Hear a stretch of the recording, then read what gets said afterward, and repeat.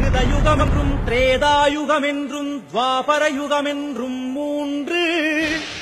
நான்காவதாகவே பாவம் மலிந்திடும் கலியுக வாழ்க்கையே இன்று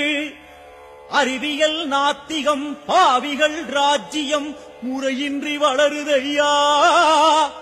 ஆண்டவன் என்பவன் இருக்கிறான் என்பதை அடியோடு மறக்குதையா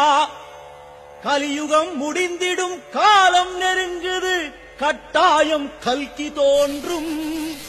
ஆன்மீகம் பேசிய பக்தனின் பெருமைகள் அப்போது பூமி அறியும் அதிகாலை ஸ்நானமும் புஷ்பமும் பூஜையும் வாழ்க்கைக்கு அழகு சேர்க்கும் நாராயணா என்று சொல்பவன் முகத்திலே சூரியன் அதிபலிக்கும் மாதவன் கோயிலின் வாயிலை நோக்கியே கால்களும் நடந்திடட்டும் கோயிலை நாடிடும் கால்களின் அடியிலே எதிரிகள் பொடிபடட்டும் ஆத்திகன் அழுதிட நாத்திகன் சிரித்திடும் நாடகம் நடந்தேறட்டும்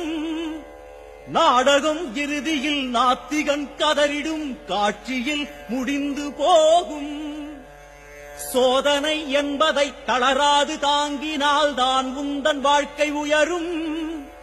அடித்திட அடித்திடதாரையா பந்தும் பல மடங்குயர்ந்தெழும்பும் பலமுறை சொல்கிறேன் கலியுகம் வாழ்வதற்கேற்றதல்ல ஹரியையும் ஹரணையும் பூஜித்து வருவோர்க்கு